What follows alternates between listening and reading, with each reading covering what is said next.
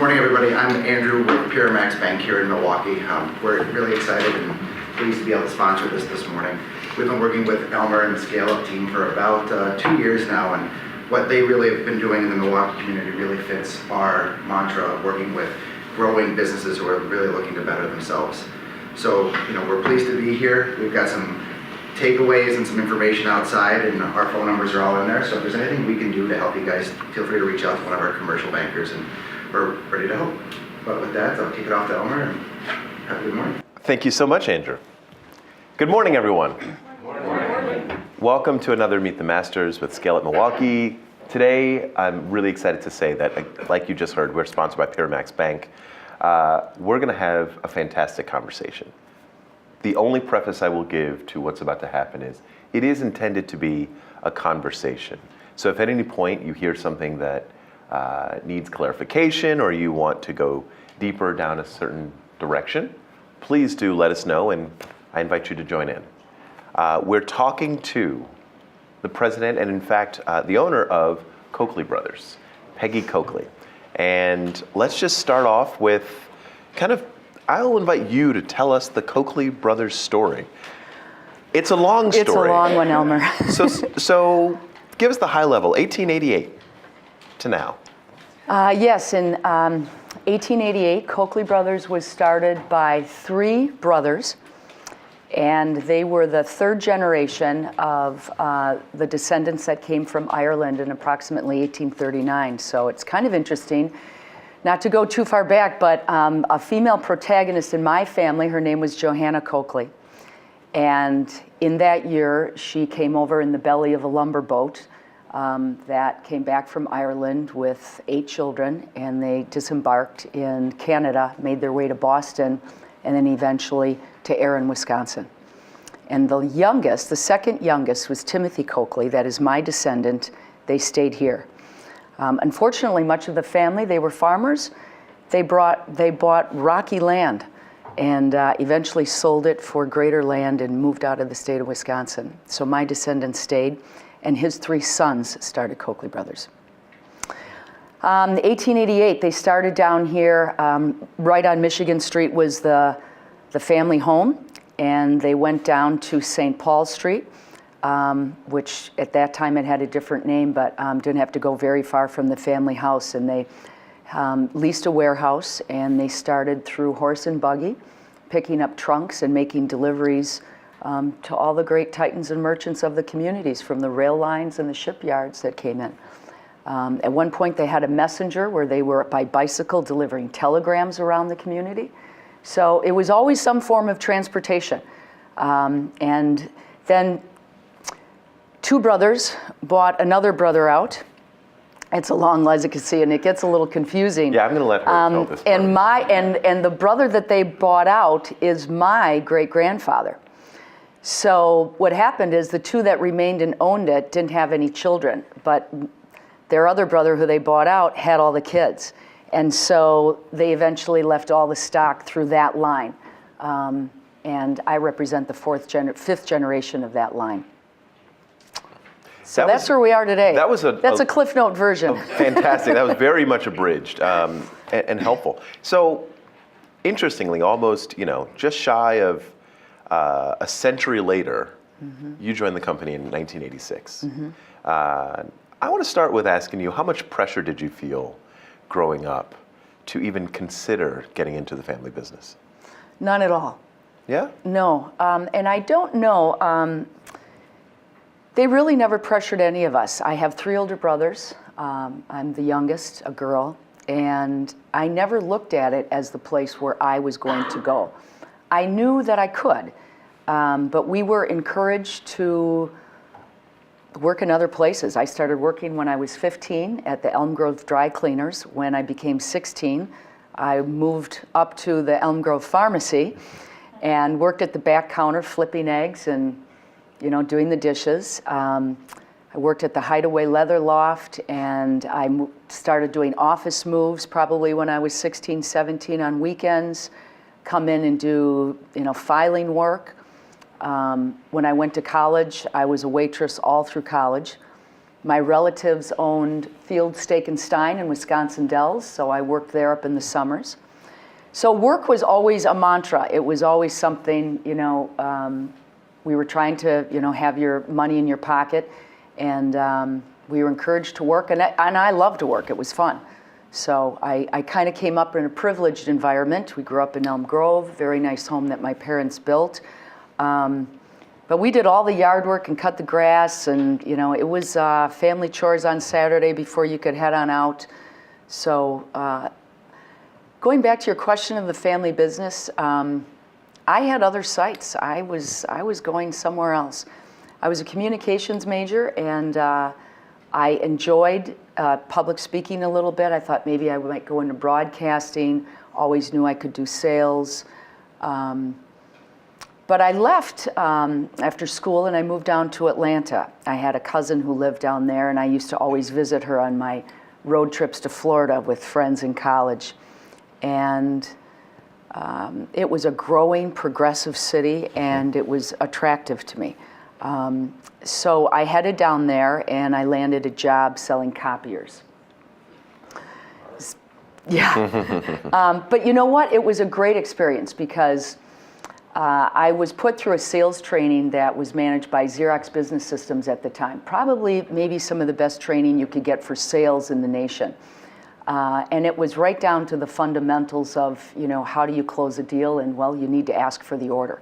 And so it was a lot of role playing and role modeling, and you really were hammered in the basics and the fundamentals of sales and listening to your customer and so forth. And I enjoyed that experience. But I understood quickly that life can be a little ruthless. So I was given a territory, and back in that day, you were given whoever was there before you. They had long boxes. They were, my God, they were as long as your arm, and file cards, just loaded with file cards. And you were pulling these out, and somebody else's notes were on them. And, we didn't have the internet to do research and so forth. Well, South Atlanta was not assigned to anybody, and AC Spark Plug was down there. So I went and called on it, and they had an immediate need. They weren't happy with their existing machines, and I brought my manager down. I'm like, oh my God, we've got this phenomenal opportunity. And bam, we placed 5 machines in there, and we did the demos, and they loved them. And they took my account away, and it was now a house account, and it wasn't mine. Yeah, so that's when I woke up, yeah. So I thought I was working out of the box, doing something great for myself in the business, and so I decided I wasn't going to work for a company that didn't have my best interest at heart. And so I kind of had different sales jobs while I was down there. It lasted about 2 years, and it kind of floundered, and I didn't like Atlanta. In the long run, nobody is from Atlanta. This is back, in 1984, 85. Everybody was a transplant from somewhere else. The Perimeter 285 was just finishing getting built. On your way to work at the construction, it just changed every day.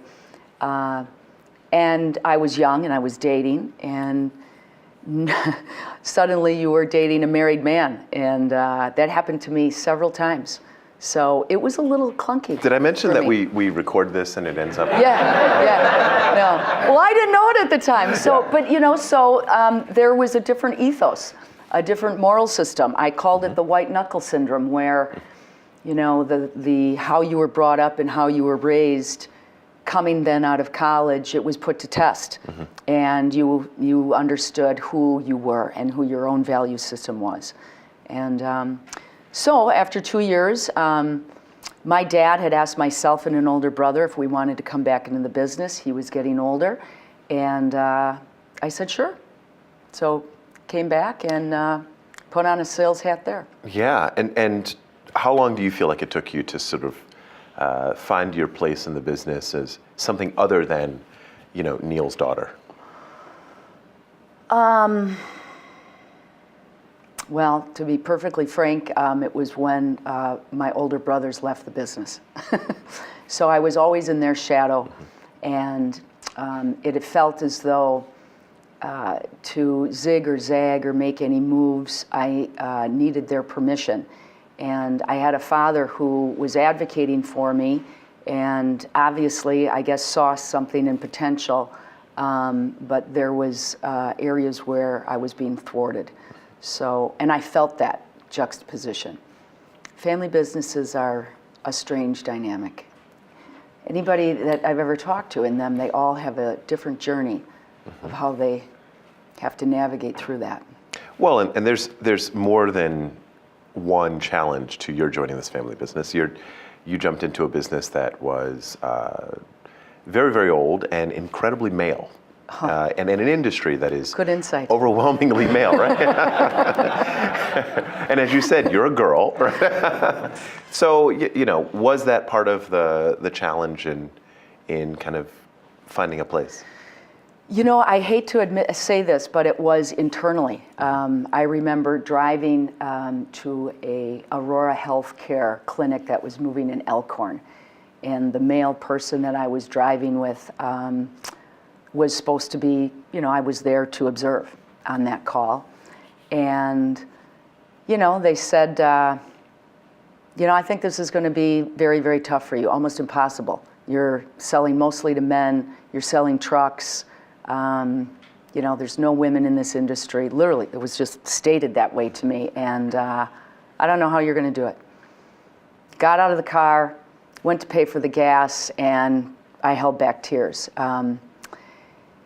However, I did get into it, and my first job I sold was directly west here in the Cream City brick buildings that Peter Mead just sold, and where the Business Journal is located. And it was Bruno Water Systems. And the office manager hired me to do their corporate move, and she was a woman. The broker was Jenny Green. She was a female.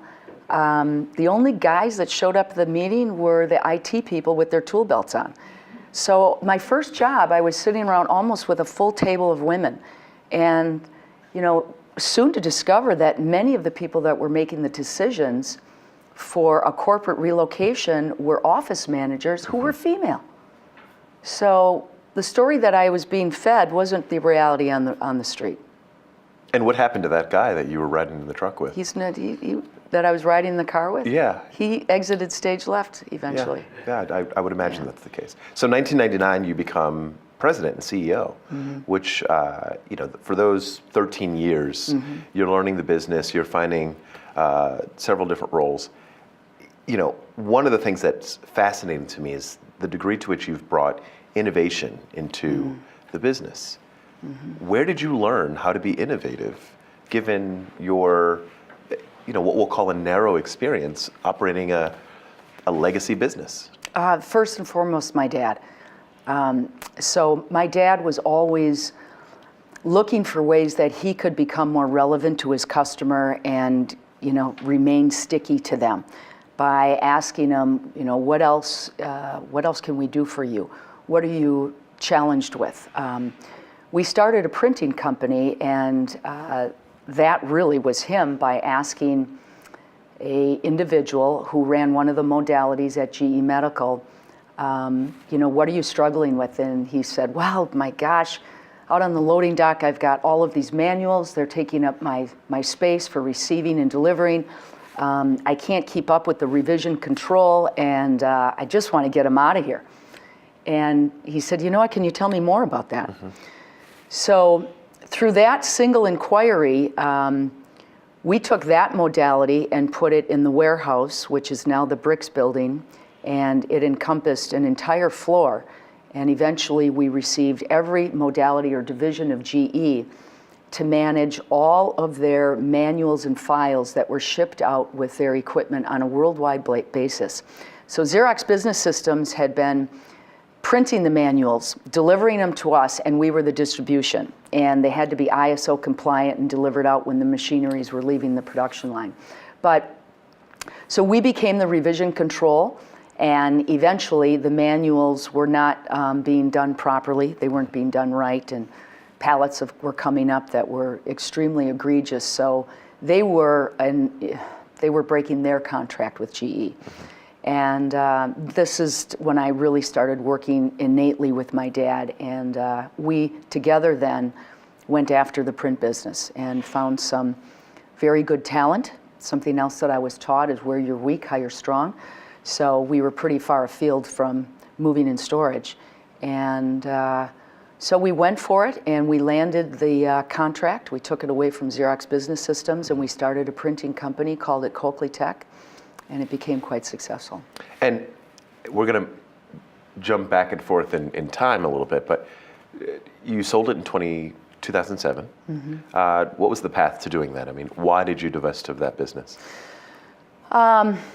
We got lucky first on the timing of it because it was pre the recession. So we sold at the high. We got a phenomenal multiple because it was a digital format, not your traditional Heidelberg press printing.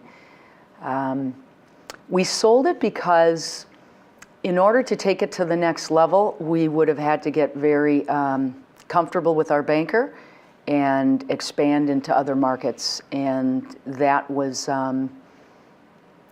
more than we were willing to bite off. I didn't have a comfortable, so I was CEO of that company. You know, my dad was quite a bit older. He would just stop in and have coffee with people at that point. And I had a gentleman named Chris Illman running it who was phenomenal. And I learned an incredible amount from watching him. And so we decided we should take it to market. It was a very, very good time, and we knew that.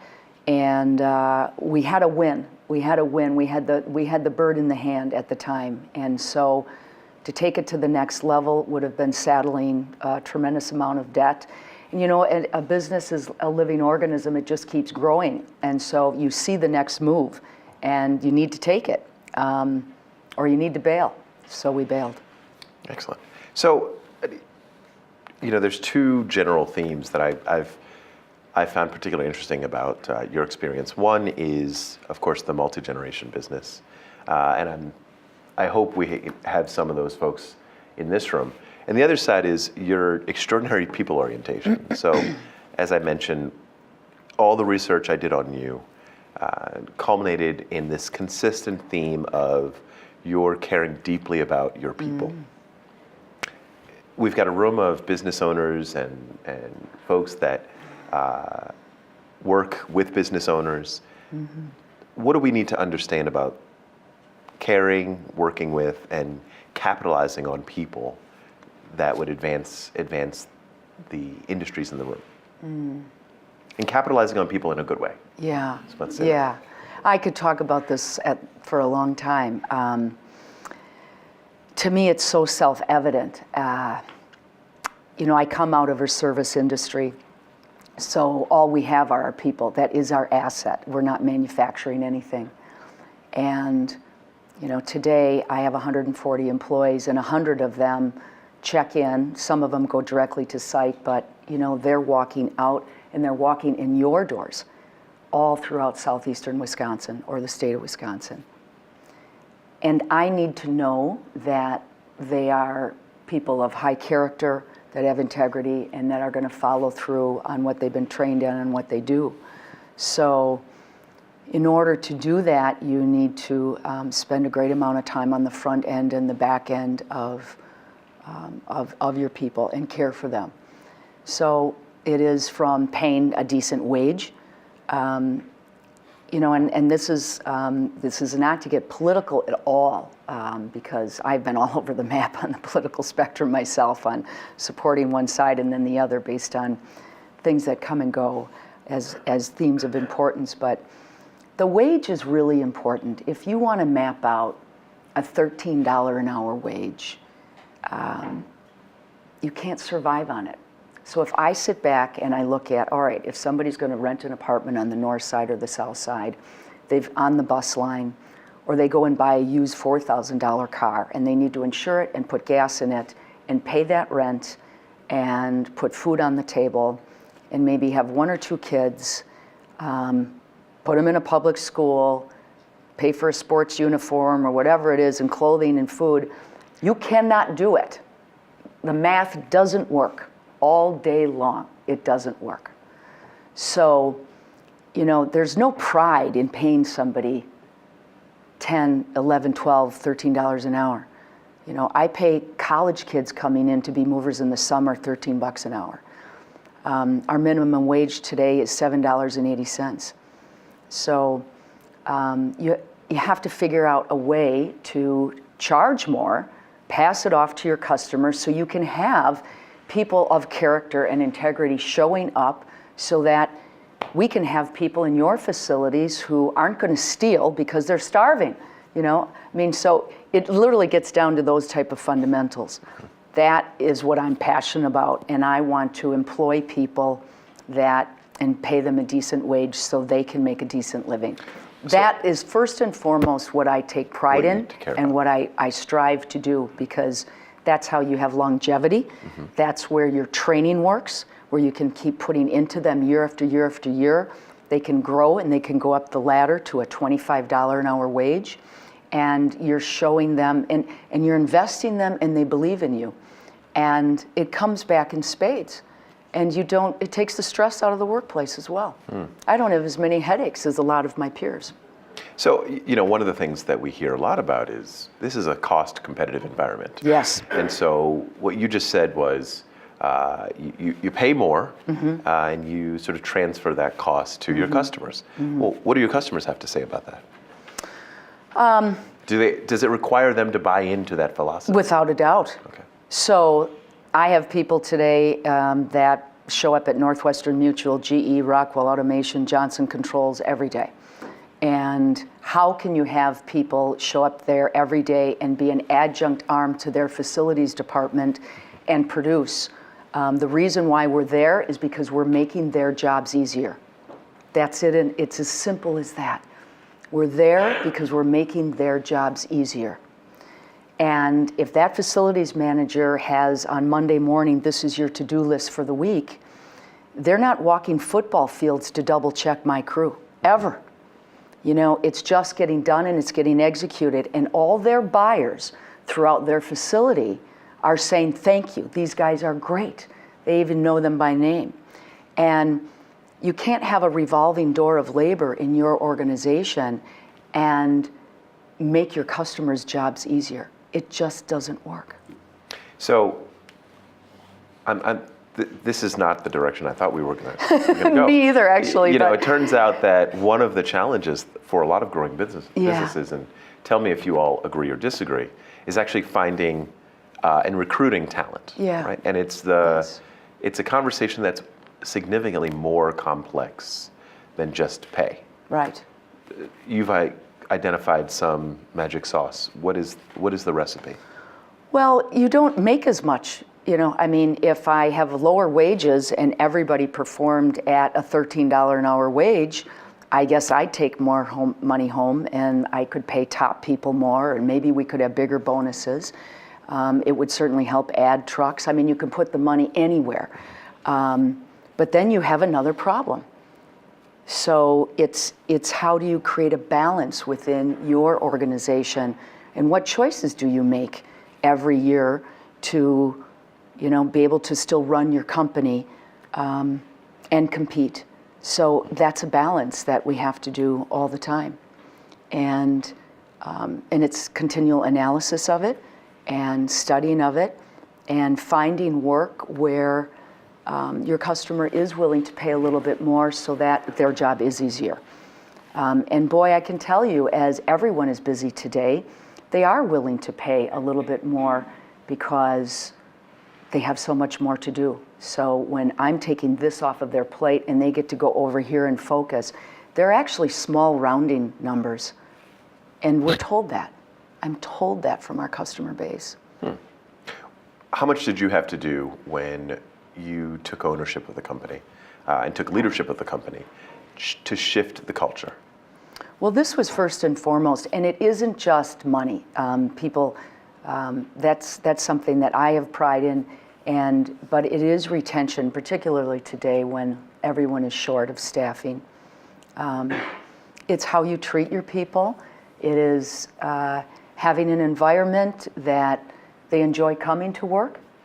So today, the millennials, even coming out of college, whether it's labor or whether it's the people on the front end of the office, it's, your environment, they want to come and have the environment, socialize a little bit, and to be able to be rewarded and to do their job well. It isn't as though my father's generation, which is still kind of hanging out there, where here's a job, I'm paying you, you come and sit in this cube and, this is where you put your 8 hours.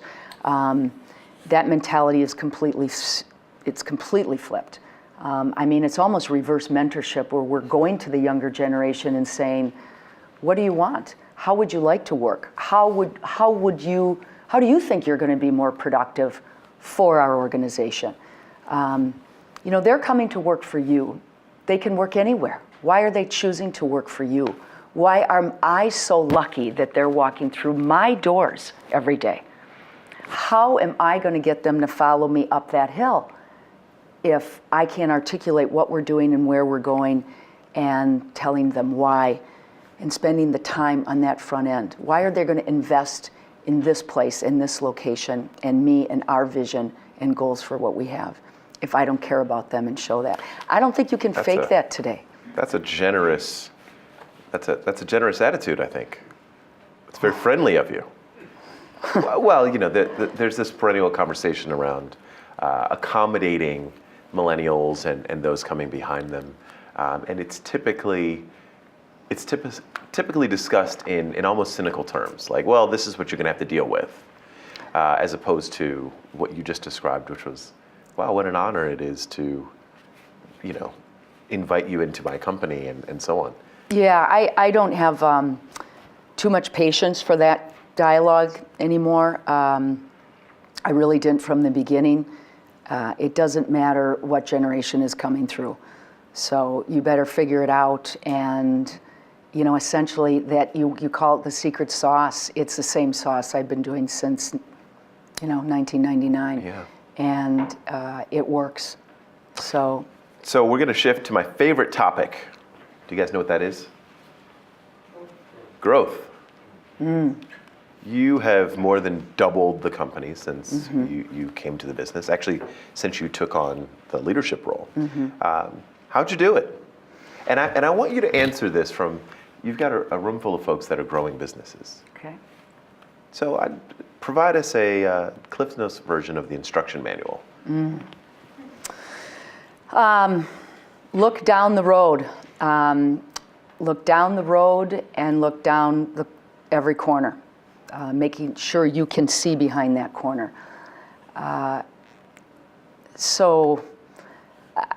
Myself, when I'm at my age, I can say with affirmation that looking back, I know that I'm inquisitive by nature. I'm curious. I want to find out. If I don't know something, that makes me nervous. I still have a fear of failure, so that drives me. I have a fear of failure that I could lose my employee. That thing of why do they want to work for me? I better have my act together thinking about what's ahead. And maybe they even know what's ahead. Talking to your employees, what are they seeing? So when you're just in the moving and storage business, you should be looking upstream and downstream. What are the hands that are feeding your industries? And why can't you necessarily bolt those on? So that's what led us to be a furniture dealership today. It really came as a byproduct out of the recession, and office moving was shrinking. Paper content is almost non-existent today. So the size of an office move, it's cut in half. Imagine all the banks of lateral filing cabinets. We used to fill that on a 4-shelf porta rack, and then we'd move the Hahn filing cabinet and fire files, and there'd be football fields of these things. Well, one cabinet is 2 pieces that go on a truck and 2 pieces that come off on a truck. So if you have a 20 semi-load job, it's now probably an 8 semi-load job. It's just all gone. So how do you become more relevant? So you have a shrinking industry and you need to backfill it. It's no different if you're Quad Graphics. They were just in the paper. Why did they do that acquisition? They've got machinery that's sitting that isn't running 3 shifts, and they need to backfill it. It's a strategic move. So it came from suggestions of our salespeople by sitting in a room about how do we become more relevant to our industry? What more can we be selling them? Maybe we should go into furniture. So I started to investigate it. There were a handful of dealerships in our office moving alliance that we are aligned with on a national and international level. Some of them have gone upstream into this. I am not going to let you just mention that without acknowledging that Peggy was actually one of the founders of that organization, which is an internationally recognized organization. The humility just played out. Like, oh, this organization. Yeah. Well, that goes back to about being inquisitive and curious and doing something maybe. So I was asked by a gentleman, long-standing Irish moving company in Chicago, and he was a young owner taking over, and we had met once. And he called me and he said, Peggy, I met this gentleman, Doug Holland said, and he is going to fly to Toronto, and we're going to meet with another mover, and it's the 3 of us, and I know you have a great company up there. You want to come along? I said, well, Mike, what are we going to do? He said, I don't know. We're going to get in a room, we're going to talk. I don't know. There's no agenda. And I was pushing 6 months pregnant with my son. I was starting to not feel great, and I thought, and it was wintertime, and I thought, oh my God, why do I want to fly up to Toronto? And probably one of the best moves I ever made. So I sat in this room with people that I didn't know, and we started talking about best practices, really. What are you doing? What are you doing? When have I ever had the opportunity to speak with peers? I can't speak with my competitors in Milwaukee or the state of Wisconsin, So how am I going to learn from them? I won't. So now we have nothing to lose, and we all start talking. That was an amazing experience. And so I got to share, and they were equally as eager to hear what I had to say, and we were all just sponging it up. Well, Doug Holland said, really started grabbing other movers, and suddenly we were meeting in Vegas, and we had 20 movers, and then we had 25 movers, and we were meeting in New York, and doing the same thing, and then we figured out how can we actually become an organization. So I'm very, very proud of that. It is a 100% male organization, and I'm just happy to say that they have loved my voice in the room. They've asked my voice to be in the room. I've asked to have been flown out to some board meetings just because they want my opinion. It has been a wonderful experience, and I just encourage all of you to be inquisitive, learn as much as you can, keep those doors open, go through the doors, face your fears, walk into them. Yeah. So look around corners, look down the hallway. Yeah. Your career has been one with considerable success. Powered at least a little bit by a fear of failure. What didn't work? I mean, you've got 2 companies that you've started, you've doubled the family business, you're kind of crushing it, There's another business, DataScore, which sold in 2012. Another business started by Peggy that worked out really well. So now you've started the interiors business. What didn't work? What did you try and just get wrong?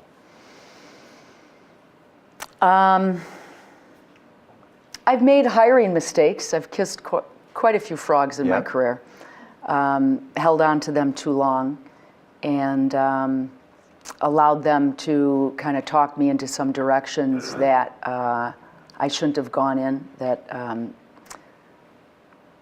didn't listen to my own kind of smell test and intuition on that front. But eventually, that costs you money, but you do learn from that too. I haven't done a business that didn't work out. There were businesses that I looked to go into that I chose not to. But so far, so good. So yeah, and I just Yeah, so I don't feel like, we're crushing it. I mean, we are, but, being humble is also something to monitor in yourself. And, our furniture division as a dealership just won a multi-million-dollar deal. So That's exciting. It is exciting, and I have an NDA. I can't disclose who it is. It's not public. But something that we heard with our competitor about the competitor is that they were complacent. And one of the manufacturers that's going to be supplying a lot of the furniture for this facility was part of our presentation. And, the owner of the company said he sees that a lot, where somebody's been in, you have a customer for a long time, and okay, now they have a big opportunity, but they're going to put it out to bid, and maybe you're just getting price checked or whatever, but this is my customer, and I got this. Well, do you really have it? Somebody else is coming around the corner, and they know they got to go over a bar that's higher than you probably perceived your bar to be, and their opportunity is their one shot, and they are going to crush it. No, they're going to crush it. Even though they might be in as the price check, or how did they even get that opportunity, but suddenly they came in and they crushed it. And you came in as the incumbent and kind of were complacent. Didn't go over the top. Oh, I really don't think we got to do that. Geez, this mock-up we have existing in the showroom is pretty close to what they wanted. We're not going to order another mock-up. There's just a handful of things. And know that your competitor is going to knock it out of the park, and you better every single time. Fear of failure. Don't get complacent with your existing customers. Stay sticky with them. It takes time, it takes energy, and maintain your presence. Keep asking what's important and deliver it. Don't let your ego walk through that door. So, we did the Bucks, the Fiserv Forum in the arena. I'm only as good as my last deal. So what else are we doing? What's on the table? Where are we going? What are we hunting? What are we chasing? That has to be on the forefront of your mind all the time. So before I open the floor to the questions, most business owners, and especially those who have sort of ascended through the ranks in their business, take a functional path. So some of them are, finance people that become CEOs. Some of them are operations folks or salespeople or marketers, what have you. Mm-hmm. What are you? I'm a communicator. And why has that worked?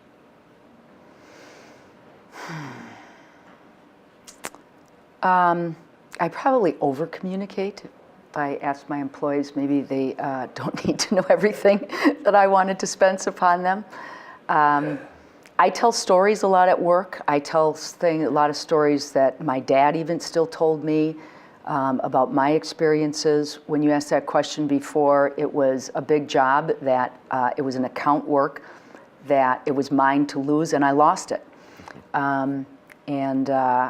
That's indelibly imprinted on my mind, and I like to share that story. And so when your young people are coming up, they don't have that texture. They don't have that feel and that experience.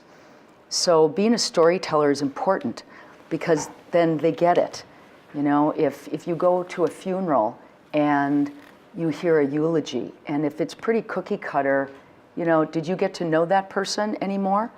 But when somebody gets up and they tells a story about that person, you get to know them. Have you ever walked out of a church or a synagogue and you're like, wow, I didn't know that about this person. I didn't know that whole side of them. That's kind of what the business place is as well.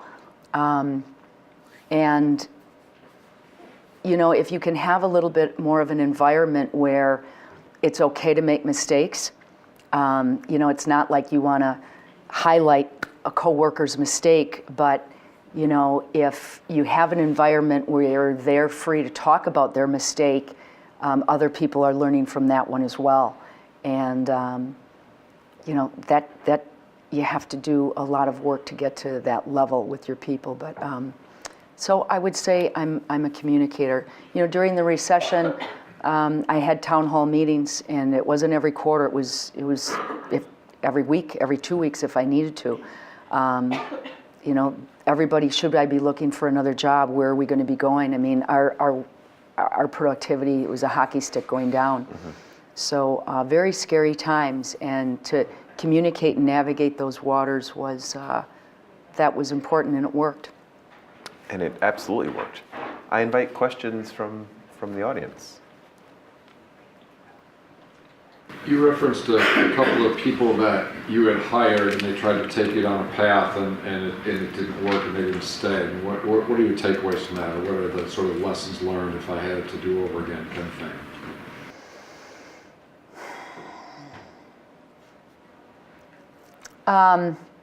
Well, I hired an individual as a president of our data store division, and the president that I had put in there was retiring. And so this individual articulated a path that was interesting during the interview process. And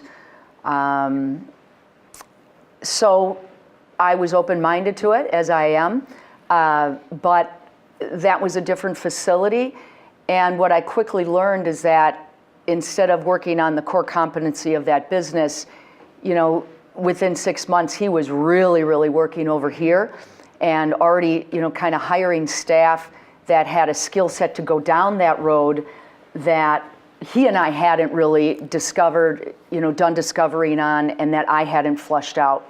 And so he was kind of already there then, and I was taken aback by it, and I continued to let it happen, and that was my mistake. So I got into it and I learned about it, and the more and more I learned about it, time kept going too. The more and more I learned, the more I didn't want to be in that space. So you have to do your own diligence, I guess, on the front end, and I didn't do that. That was my mistake. Yeah, just curious on how you used your bank, and going through that process and a lot of different adventures.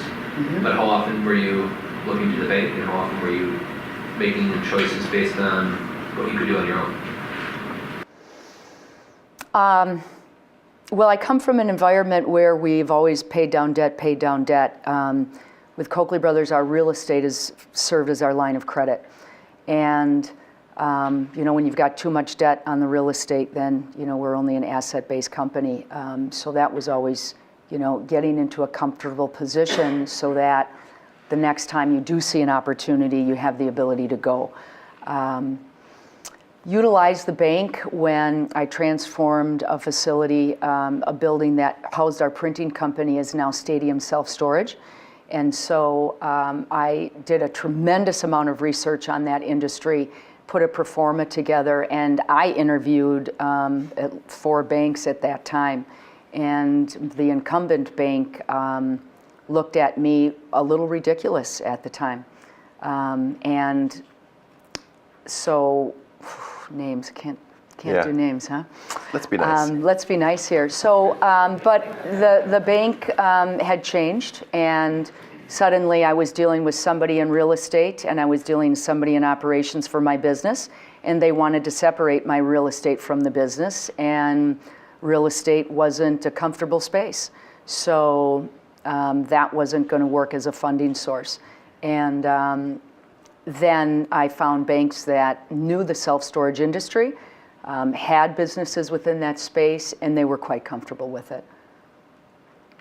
During the recession, that was another unique time where I did break some covenants, and the bank worked with me tremendously and was there for you as they should be, and we got through it, and it worked out very, very well, and I was very open with them. Yeah, so I went to the bank and shared versus hiding from the bank and maybe them coming to us and feeling as though they have to ask questions that they may be uncomfortable with. So I'd be remiss if we didn't also talk about the $6 million deal in our backyard, right, with the famous glass water tower building.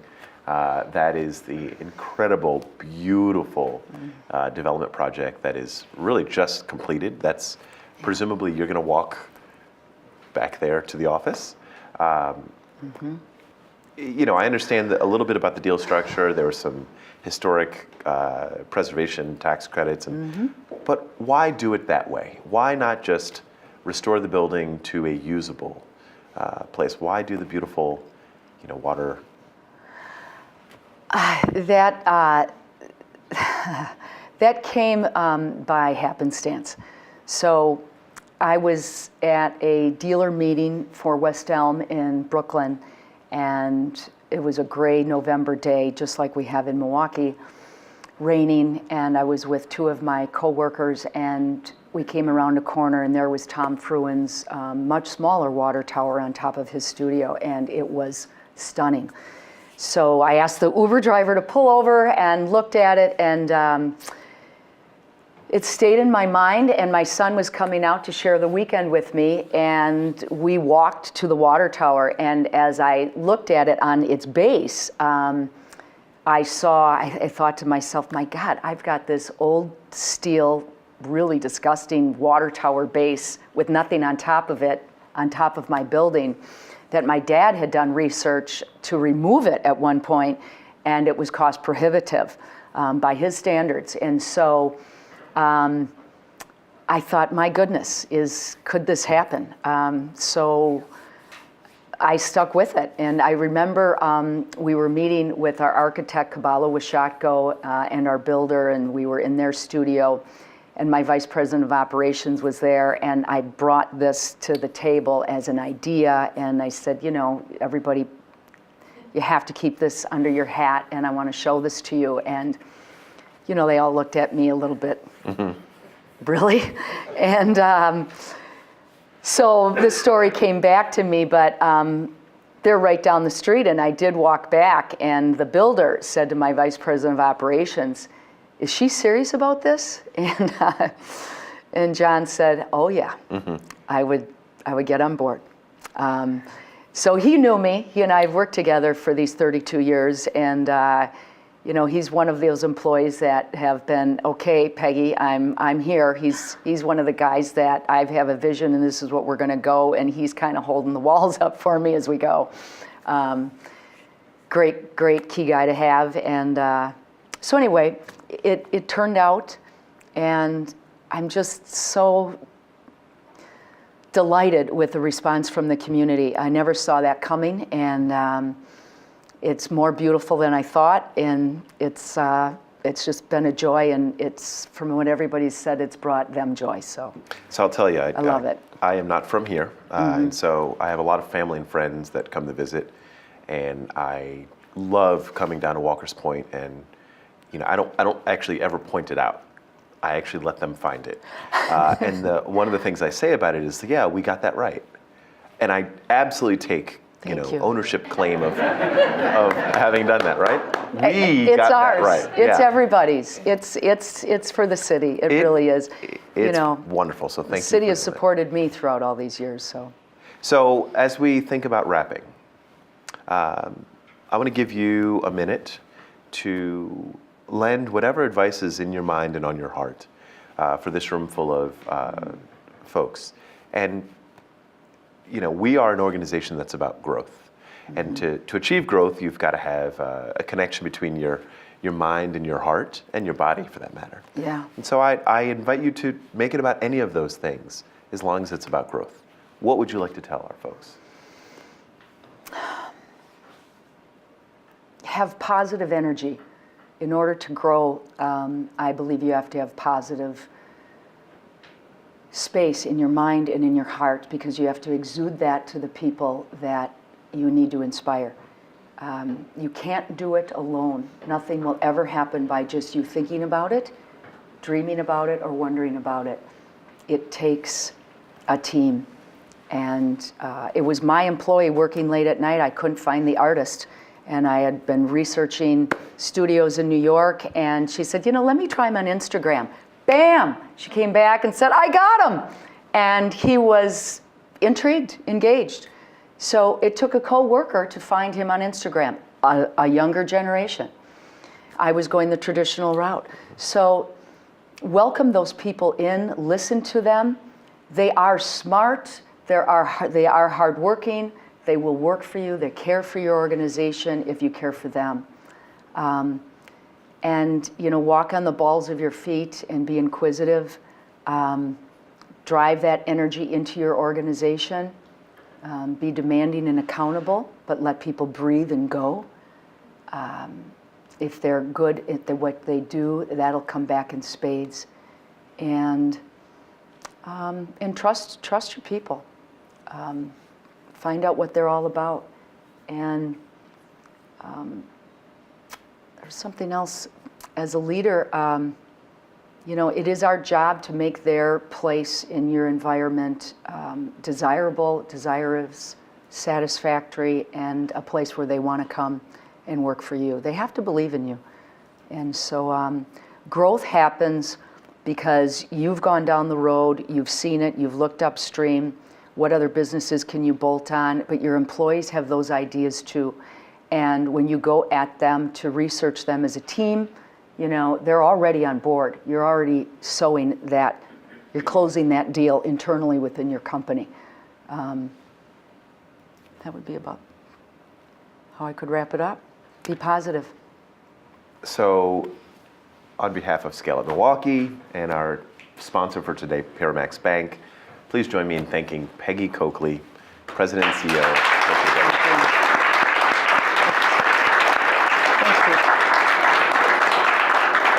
It's fun. So this is our last event for 2018. I hope you spend the rest of this year preparing to grow even more fantastically next year. Each of you has access to an evaluation card. Please do fill that out. Share with us your suggestions for what you'd like to see in the future. And we look forward to hearing your growth stories. Thank you so much. Great.